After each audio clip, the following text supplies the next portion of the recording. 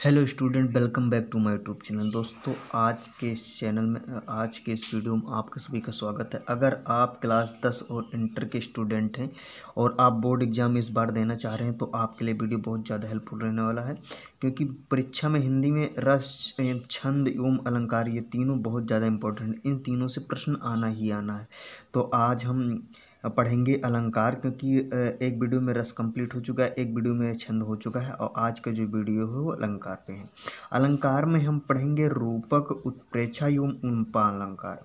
ये तीन अलंकार पढ़ेंगे। तीन सबसे ज़्यादा इंपॉर्टेंट है बोर्ड परीक्षा की दृष्टि से, ये बार बार परीक्षा में पूछे जाते हैं, तो आपके लिए वीडियो ज़्यादा हेल्पफुल रहने वाला है।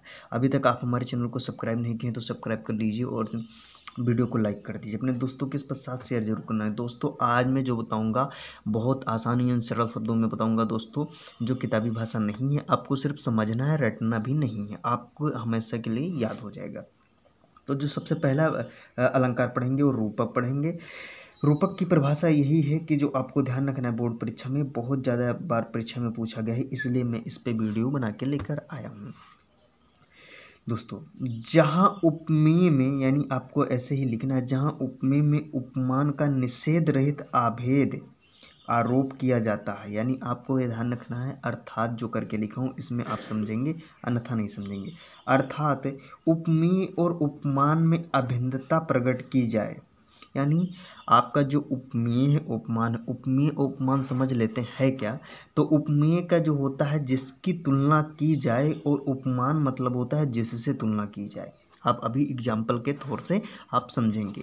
जब सीधा समझेंगे, जहाँ उपमेय में उपमान का निषेध रहित अभेद आरोप किया जाता है। निषेध मतलब कोई उसमें भिन्न ना, अभेद यानी कोई उसमें भेद ना हो। आपको सीधा अर्थों में समझना है कि उसमें कोई भेद ना हो, अर्थात उपमेय और उपमान में अभिन्नता, यानी कोई भिन्नता, कोई उसमें डिफरेंट आपको ना दिखे, तो वहाँ क्या होता है, तो रूपक अलंकार होता है।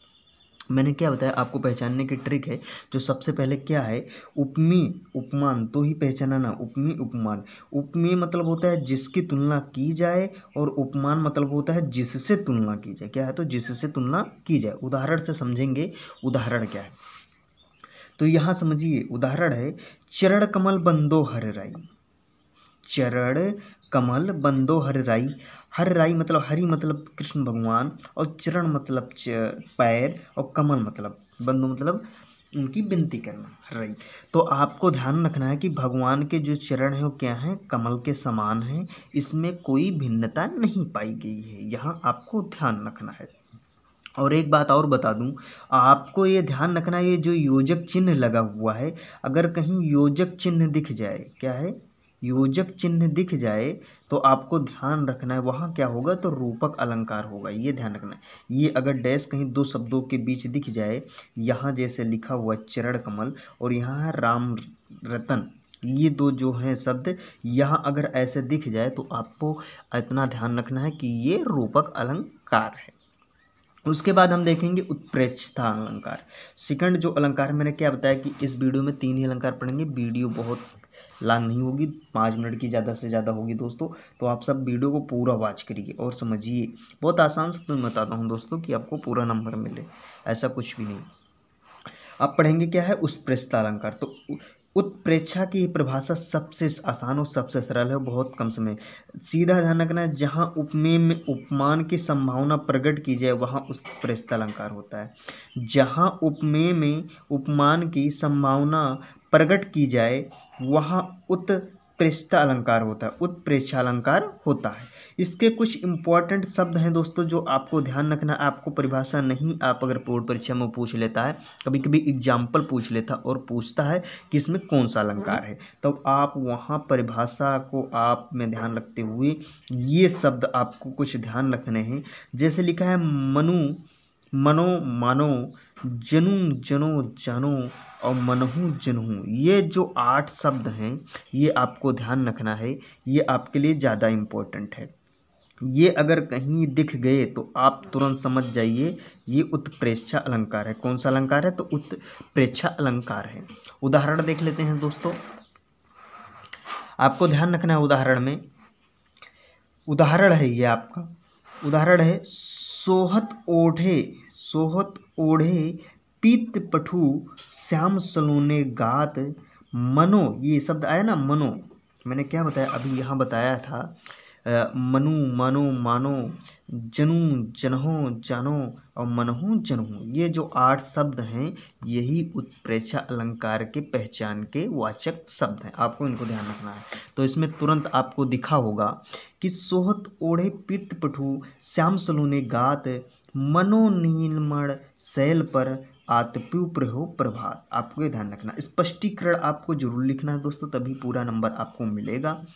लिखा है आपको लिखना, यहाँ श्री कृष्ण के श्याम गात में नीलमण शैल की तथा पीतपट में प्रभात के धूप की कल्पना की गई है, अतः यहाँ क्या है तो उत्प्रेक्षा अलंकार है। आपको इतना ही लिखना है और 2 नंबर आपका कंप्लीट हो गया। उसके बाद लिखना है आपको उपमा अलंकार। क्या है उपमा अलंकार की परिभाषा हम देखेंगे, 3 ही बताए थे, रूपक है, उत्प्रेक्षा है और उपमा अलंकार है। तो उपमा अलंकार की परिभाषा आप देख लीजिए, बहुत सरल और आसान शब्दों में है, आपको रटना नहीं है, सिर्फ आपको 2 बार 3 बार वीडियो को देखना है और आपको हमेशा के लिए याद हो जाएगा। परिभाषा देखते हैं, जहाँ किसी एक वस्तु या व्यक्ति की तुलना किसी दूसरे वस्तु या व्यक्ति के रंग रूप आकार या धर्म के आधार पर की जाती है, वहाँ क्या होता है तो उपमा अलंकार होता है। यहाँ एक वस्तु या व्यक्ति की तुलना किसी अन्य वस्तु या व्यक्ति से की जाती है, वहाँ क्या होता है तो उपमा अलंकार होता है। इसके भी कुछ इंपॉर्टेंट शब्द हैं दोस्तों, जो आपको कहीं एग्जाम्पल में दिख गए तो आप समझ जाना कि ये क्या है तो उपमा अलंकार वाचक शब्द। अगर कहीं से दिख जाए, सी दिख जाए, सा दिख जाए, सरिस दिख जाए, अभी एग्जाम्पल बताऊंगा आप उसमें समझ पाएंगे। आपको ये शब्द 4 शब्द कहूँ दिख गए एग्जाम्पल में, कहीं भी दिख जाए तो आप समझ लेना कौन सा अलंकार है तो उपमा अलंकार है, ये आपको ध्यान रखना है। जैसा पहला एग्जाम्पल है, हरिपद कमल कोमल से, ये जो दिखा है वाचक शब्द है, ये इसी से आप पहचान गए कि ये क्या है तो उपमा अलंकार है। स्पष्टीकरण में आपको लिखना है, मैंने क्या बताया, उपमेय मतलब क्या होता है तो जिसकी तुलना की जाए, और उपमान मतलब होता है जिससे तुलना की जाए। तो हरपद कोमल कमल से, हरपद कोमल कमल से, यानी हरपद मतलब भगवान नारायण के जो कोमल चरण हैं, पद हैं, वो किससे तुलना की गई तो कमल से की गई है। तो उपमेय मतलब होता है जिसकी तुलना की जाए, तो किसकी किया जाए हरपद यानी भगवान के पैर की, किससे की जा रही उपमान मतलब तो कमल है। और वाचक शब्द जो क्या है तो से है, मैंने क्या बताया, से सा सी और सरिस, ये जो आपके हैं वाचक शब्द हैं। और साधारण धर्म में आपको लिखना है कोमल। ये आपका हो गया उपमा अलंकार की परिभाषा उदाहरण स्पष्टीकरण से, आपका 2 नंबर कंप्लीट हो गए। समझिए एक एग्जाम्पल और देख लेते हैं उपमा अलंकार की, आपको जो ध्यान रखना है, लिखा पीपर पात सरिस मन डोला। स्पष्टीकरण से समझिए, पीपर पात सरिस मन डोला, यानी जो मन है पीपर के यानी पीपल पात के समान ही डोलता है। तो उपमेय क्या है तो उपमेय जिसकी तुलना की जाए, तो मन है, मन की तुलना की जाए, किससे की जा रही तो पीपर पात से की जा रही। वाचक शब्द क्या है तो सरिस है, मैंने क्या बताया, से सा सी सरिस, ये तो वाचक शब्द है। और साधारण धर्म है क्या तो डोला, आपको ये ध्यान रखना है। वीडियो कैसी लगी कमेंट करके जरूर बताइए दोस्तों। अगर आप यूपी बोर्ड 2025 में 70 में से 70 नंबर लाना चाहते हैं तो अभी हमारे चैनल को तुरंत सब्सक्राइब करें, क्योंकि बोर्ड परीक्षा का टाइम टेबल आ गया है दोस्तों। अभी कुछ देर में वो टाइम टेबल आपको मैं प्रोवाइड करा दूंगा, आप जाके चैनल पे देख लेना।